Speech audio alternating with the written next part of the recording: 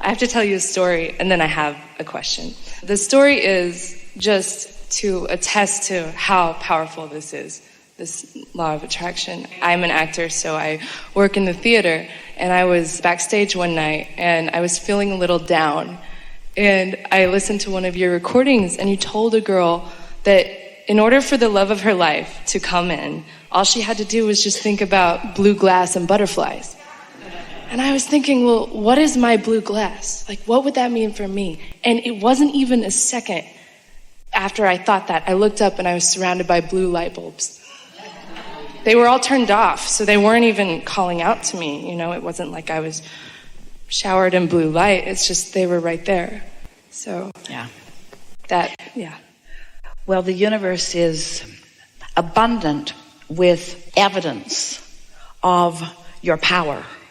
And in any moment that you stop working against your own power, then the universe says, here you go, here you go, here you go, here you go, here you go. Yeah. Isn't that nice? Yeah, it is. Yeah. I found you in March, and my life has done a complete 180. I have a job that I love. I got an agent. All of these things that mattered very much to me started manifesting.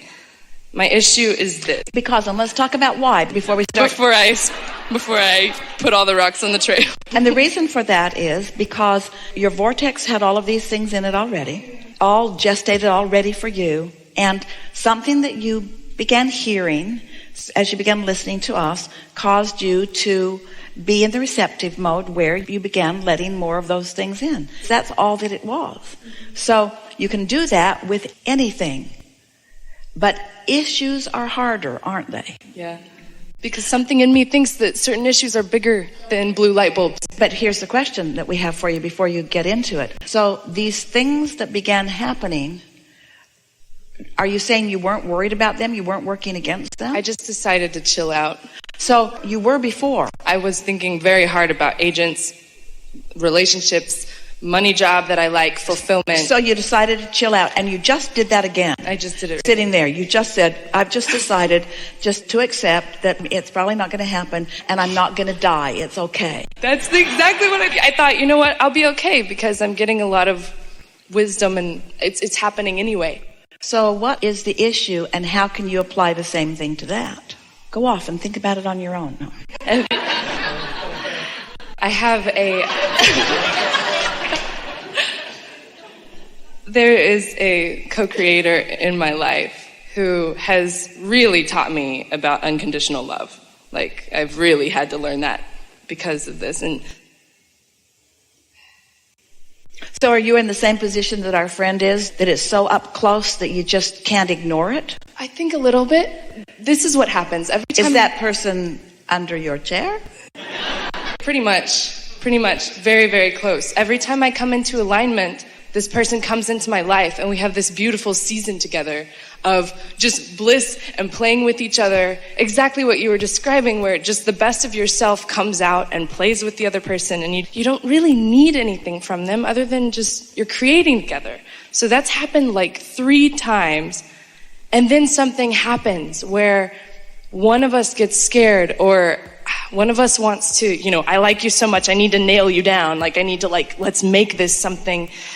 And it gets rickety. It gets rickety because it's so charged. So does it feel to you that you are the nailer downer, or is the other? The first time, I think it was them. It's been both of us, but lately it's been me. And I actually... Let's clarify this. So it goes along and it goes really good, and then I do this thing that doesn't work, and then it doesn't go good. So, Abraham, I need your advice.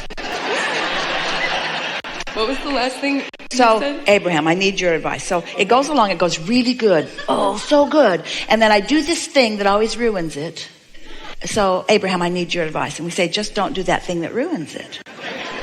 And you even told us what it was. You told us exactly what it was.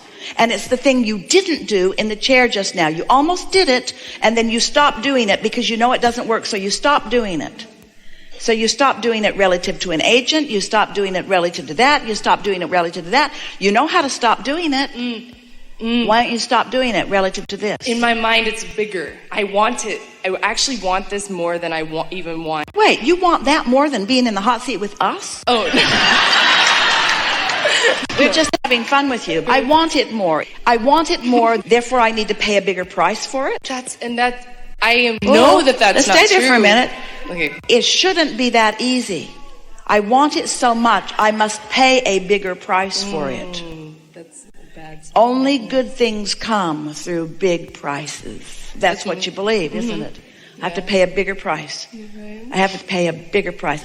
Words don't teach, life experience teaches. So has life experience really taught you that if you pay a big price for something, that it turns out good? Can you give us any examples of that? No. Everything that has happened for me has been just like what just happened right now. Alignment and then. And so how do you think it is that people come to believe that they must pay a bigger price? So just rest with that question. How is it that I have come to believe that I must pay a bigger price? So just think for a minute and then think about where you heard that from. You heard that from those who needed you to do stuff. You heard that from those who said, hey, the world doesn't revolve around you, even though it does.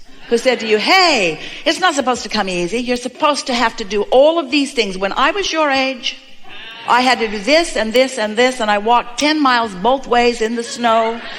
And we didn't have cars, and we didn't have Twitter, and we're exaggerating from the olden days. Yeah, you sound like my dad. You sound just like my dad. But what we're getting at is, we're just asking you full out from what you've lived and what you know and what you've seen work in your own life, because that's the only thing that counts. You can't take anybody else's word for anything, because words don't teach. It's only your own life experience that teaches. Tell us, do you have to pay a big price or not? You don't.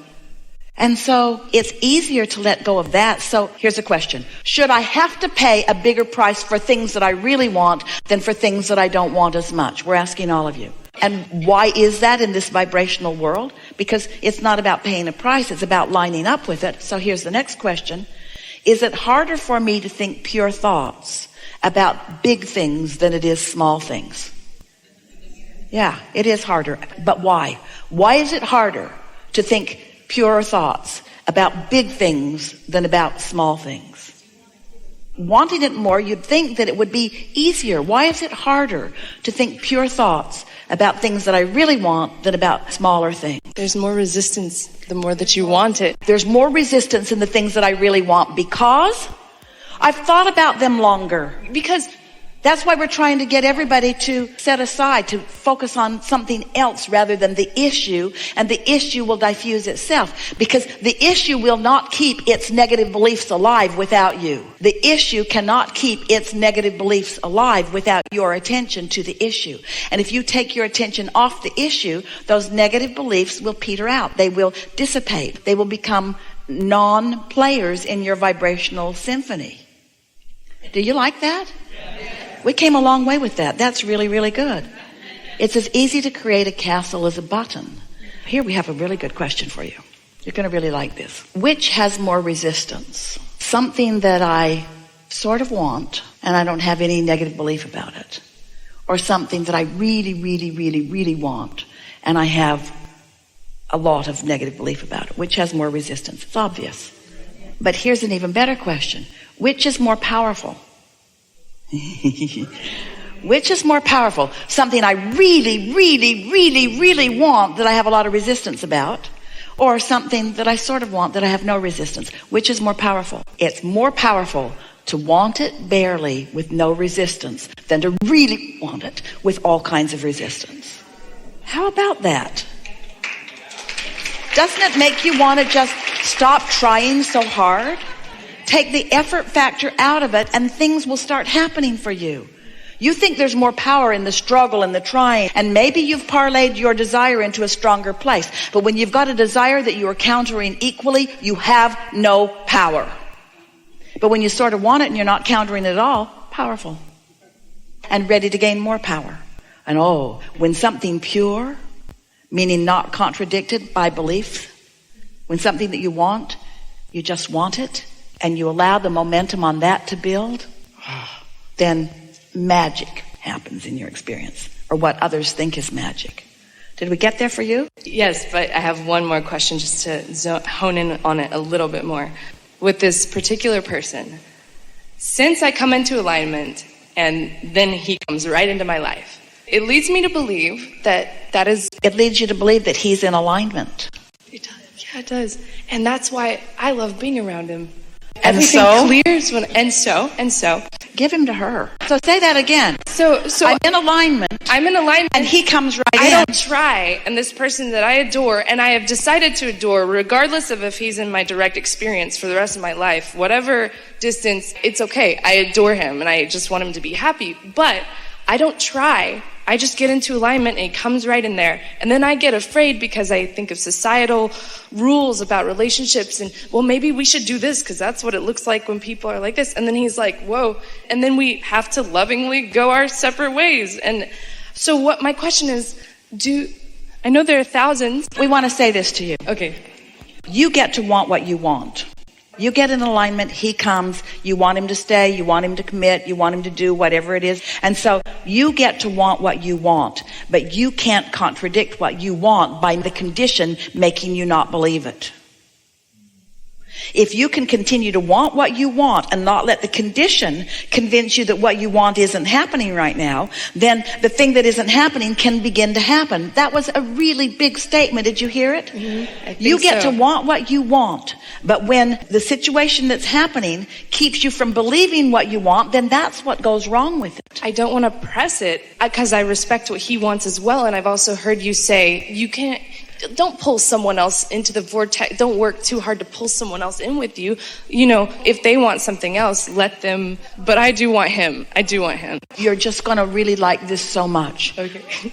Sometimes, and this is what's happening here, by insisting on what you want before another is ready, and you try to pull them into the vortex, you're not pulling him into his vortex. You're pulling him out of his vortex.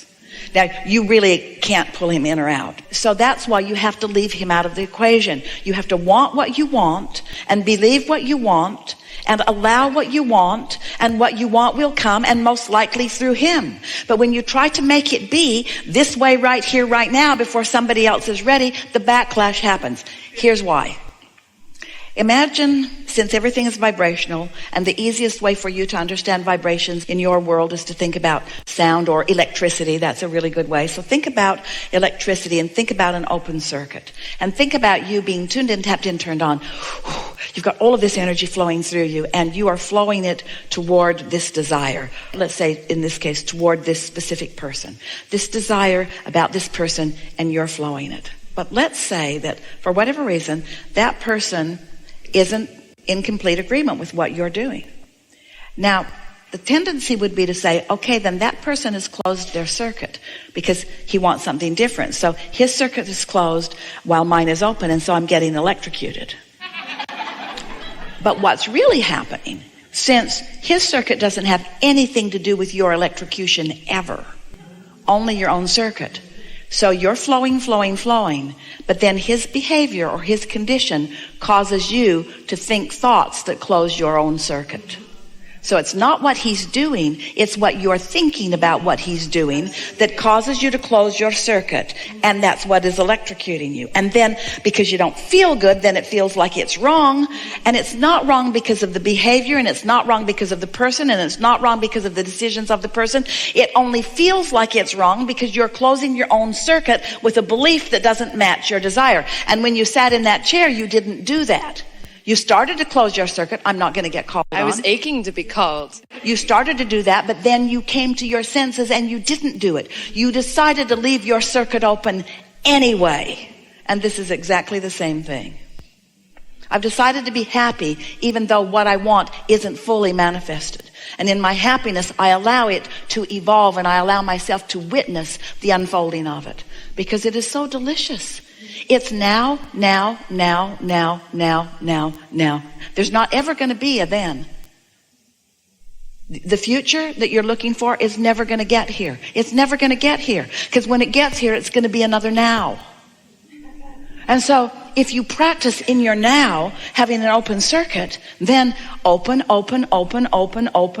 feeling good. But if you put some sort of ruling on the way that it needs to open, then you close your circuit in the now.